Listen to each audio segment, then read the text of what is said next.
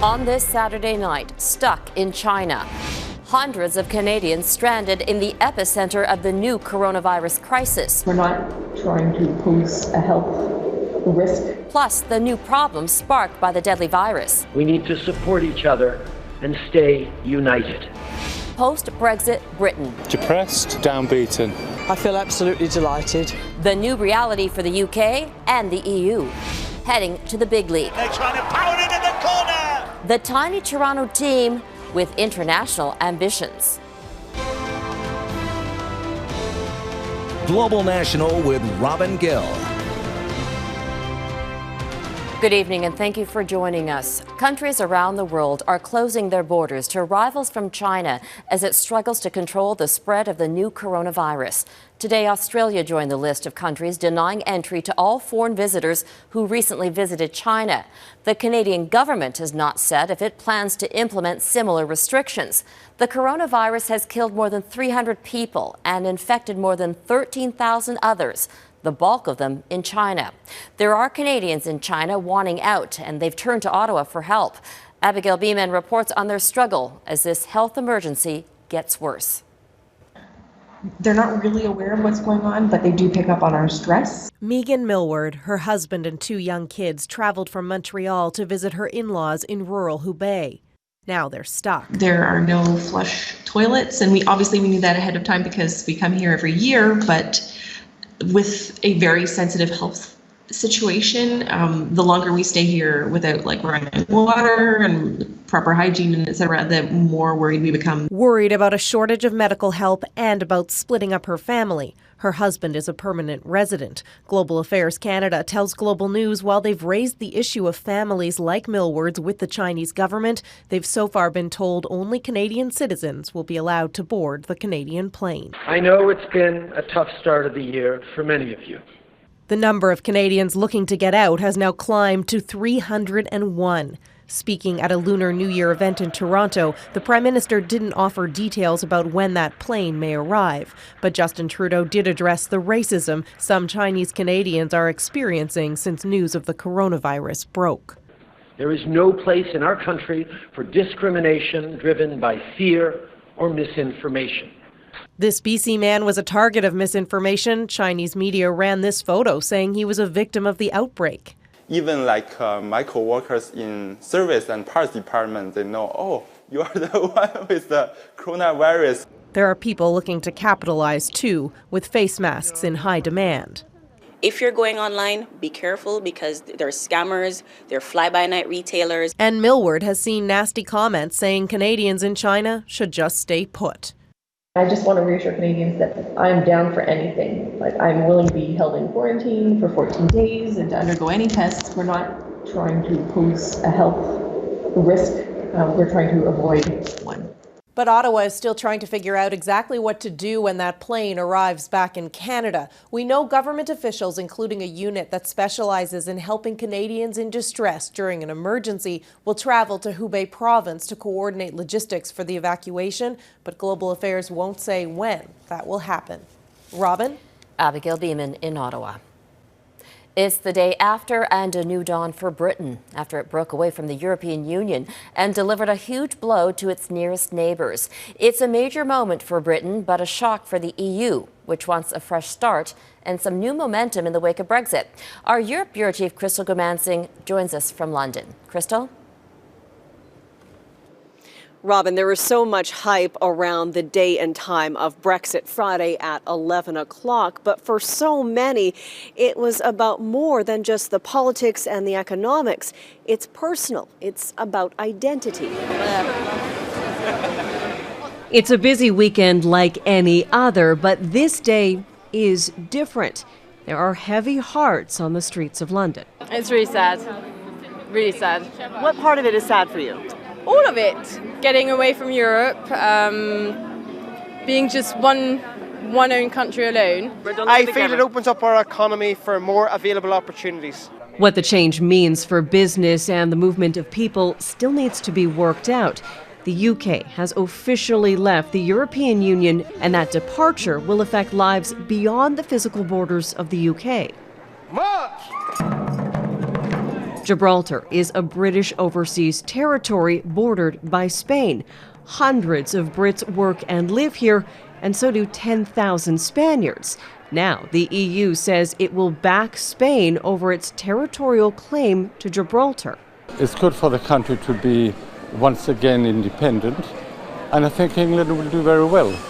From our personal point of view, unfortunately, with the neighbors we have, Spain, they're going to make life difficult for us. New deals have to be reached on everything from security to immigration to fishing rights. French fishermen have been temporarily banned from entering the waters of Guernsey, an island in the English Channel, because of Brexit. Fishing rights have been raised by people in England as a key area for negotiations with the EU. On ne peut pas être à la fois dedans. French President Emmanuel Macron posted a video to his Facebook page Friday saying he was deeply sad, and he added a message in English pledging a continued friendship.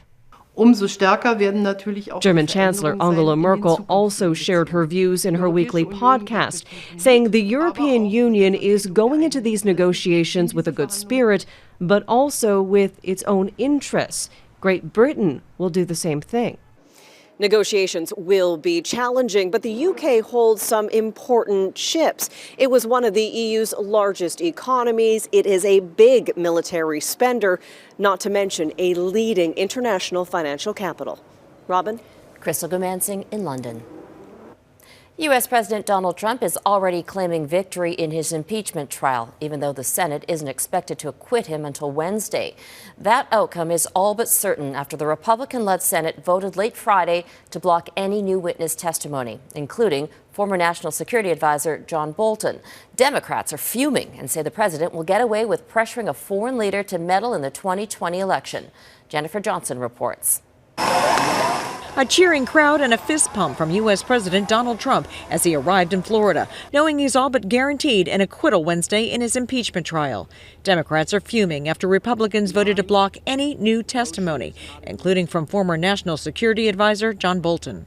There's no vindication, no victory, and certainly no acquittal.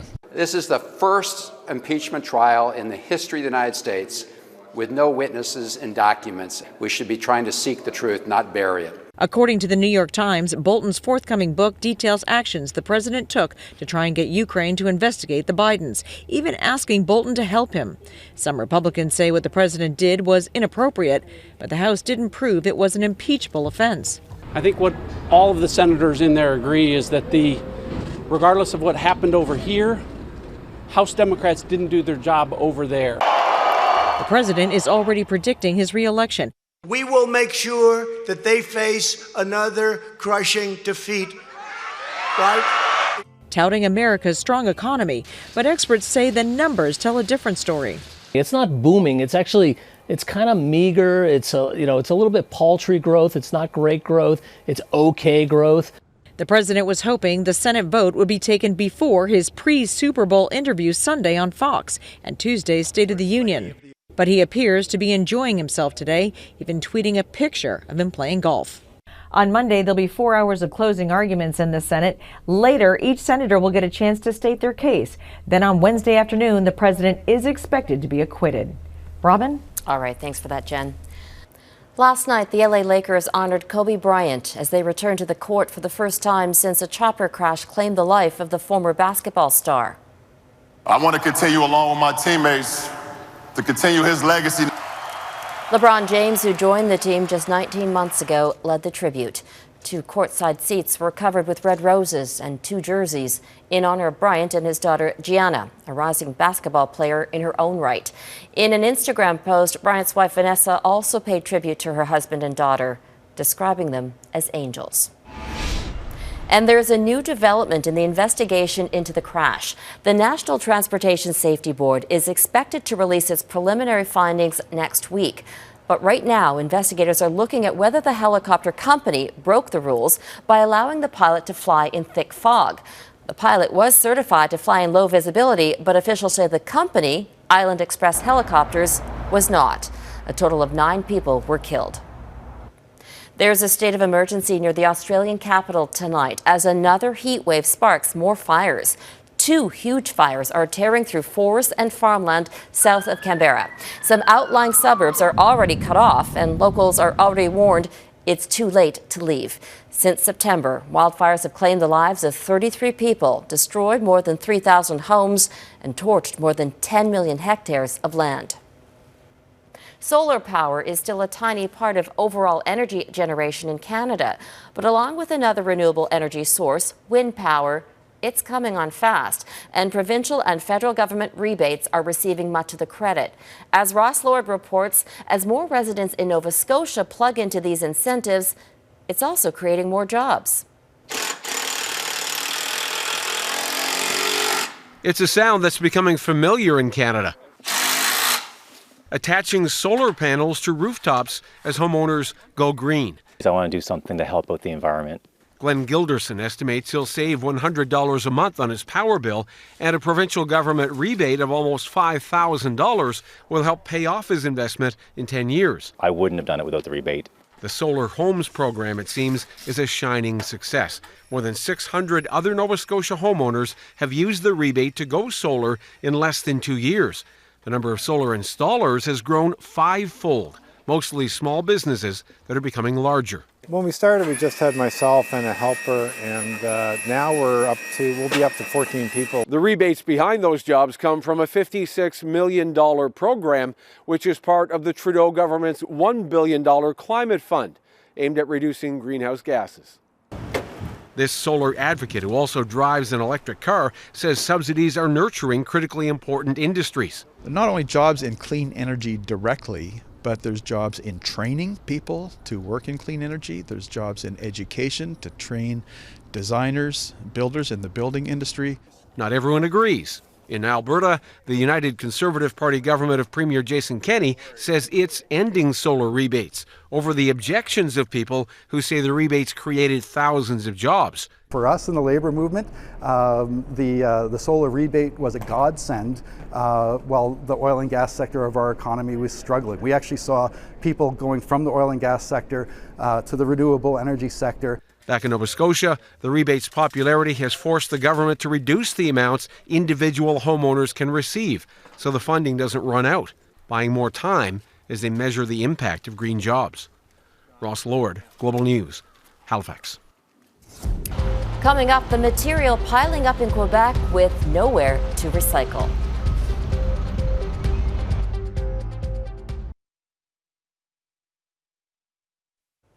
Three men are dead after a shooting inside a Toronto condo that had been rented on Airbnb. Investigators say the violence happened during a party Friday night. One other man suffered serious gunshot wounds. A fifth man suffered a minor injury. No one is in custody, but police are not searching for a suspect. Most Canadians don't think about what gets recycled once it's tossed into a bin, but in Quebec, it's top of mind for many right now. A company that runs several sorting centres in the province is abandoning operations. And as Amanda Jelowicki explains, that's plunging Montreal into a crisis. The quantity of plastic, glass, and paper collecting snow here is simply staggering, and the piles are growing each day. This is one of 2 plants that sorts recycling material for Canada's second biggest city. Last week, the French operator Thiroux announced it would soon cease operations. It has plunged Montreal's recycling program into crisis. The program is now on the verge of collapse. Emergency state, if I can say. Thiroux says it's no longer profitable to keep its 4 Quebec sorting centres running. The problem started 2 years ago. That's when China and other Asian countries closed its doors to most Canadian recycling products. Thiroux has struggled getting rid of its goods, so they've been piling up. And Montreal is scrambling to find a new contractor to take over the plant. Definitely, it's a difficult situation, but we need to see it as an opportunity. The companies that produce papers, how can we work together to make sure that we're not so dependent from international markets? Critics say the city should have seen this coming. This reflection and this, thinking of what should be done should have been done 2 years ago. Last year, Global News conducted a sweeping investigation of recycling in Canada. It uncovered huge gaps and huge costs for some municipalities. Environmentalists say it's time Montreal finds its own solutions. We collect a lot in Quebec, but we don't recycle a lot, and this is a problem. We should have developed the recycling industry far more than we did. If the crisis isn't cleaned up soon, there's fear that Montrealers will lose faith in recycling and just trash the practice entirely. Amanda Jelowicki, Global News, Montreal. Still ahead, the steps to saving more for your retirement.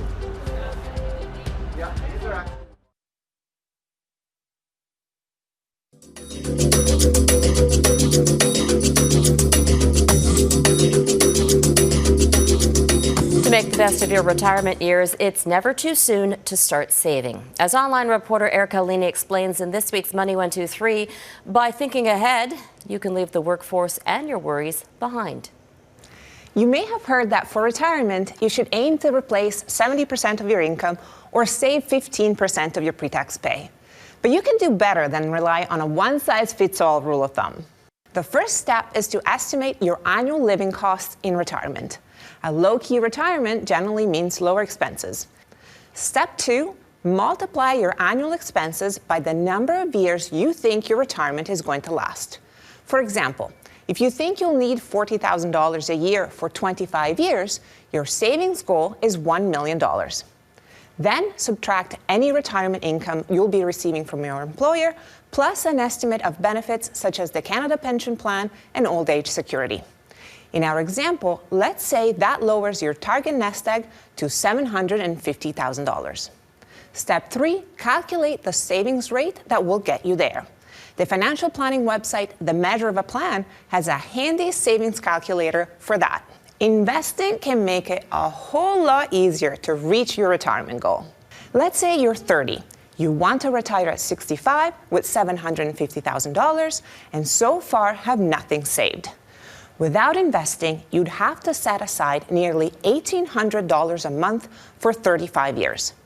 But if your money was earning a 4% average annual return, you'd get there by saving just $833 per month. Well, the whole point of investing is because of inflation. Inflation ravages your purchasing power over time. And so if you can invest your money and earn a rate of return of 4, 5, 6% or higher, that's going to allow your savings to grow and protect you from the rising costs over time. Remember, all calculations about retirement are educated guesses. So it's a good idea to reassess your assumptions and adjust the math throughout the years. That's your Money 123 for this week. I'm Erica Alini. Up next, how a Toronto team is hoping to pack in rugby fans.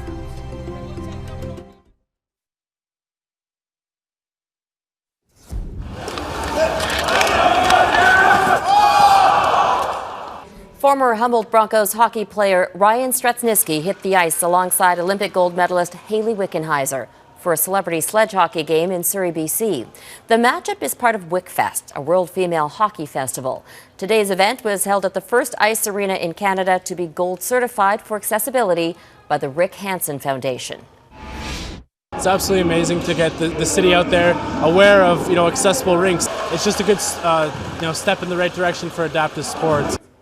Straschntizki was paralyzed in the 2018 bus crash that killed 16 people, including 10 of his Broncos teammates. The 20-year-old traveled to Thailand in the fall for treatment that has helped him regain movement in his legs. He now has his sights set on making the Team Canada Paralympic ice hockey team in 2026. Tomorrow, tens of millions of football fans will be glued to their TVs for the Super Bowl. But that isn't the only big game this weekend. The Toronto Wolfpack will play its first match in Britain's Elite Super League on Sunday. The rugby league team doesn't have any Canadians on the roster, and it spends most of its time in England. So will it be able to connect with Canadians and grow its fan base? Here's Redmond Shannon. Macron goes out the back here to Mella. It was a crazy idea And they're trying to power it in the corner. to start a transatlantic rugby franchise in Canada. Not in rugby union, a minority sport that most Canadians will be aware of, but in rugby league, the less popular 13-man game. When I first joined, I thought, no, it's not going to work. A transatlantic team, too much travel, other clubs aren't going to like it, but as a whole, it's been brilliant.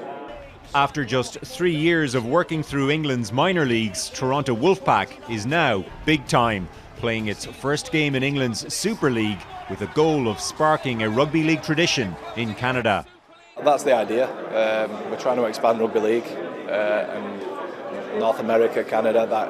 There's a massive talent and pool of talent from the NFL and the CFL, so it's not too dissimilar. It's get a ball, run as hard as you can through somebody and tackle them as hard as you can. The team also has to tackle an expense bill unique in the league. Most of our players live here. We ship them to Canada for almost 3 months of the year in the summertime, and they love Toronto, but logistically it's a lot of work. With no Canadian players on the team and a squad that's based mostly here in England, will Toronto sports fans actually connect with the Wolfpack? Chairman and former Maple Leaf sports executive Bob Hunter points to the popularity of a mostly non-Canadian Raptors team. It's Canada's only NBA franchise and has fans right across the country. So the reality is the fans, the sponsors, the city, the country want to see a winning squad. And if that takes 24 international players, then that's what the fans want to see. They'll also see one of rugby's biggest names, Sonny Bill Williams, brought in on the biggest contract in Super League history. Toronto is, some people say it's the sporting mecca of the world, so if we can add our little 5 cents in there as well, it'd be special. The famously humble World Cup winner now at home in Toronto's Lamport Stadium. I'm pretty excited to get over there as a rugby player, as a rugby league player, and see what it's all about.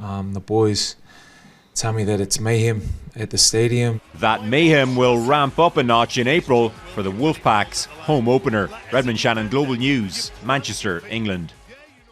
And that is Global National for this Saturday. I'm Robin Gill. Tonight, your Canada is Sassmet Lake near Port Moody, BC. Thank you for watching. Have a great night.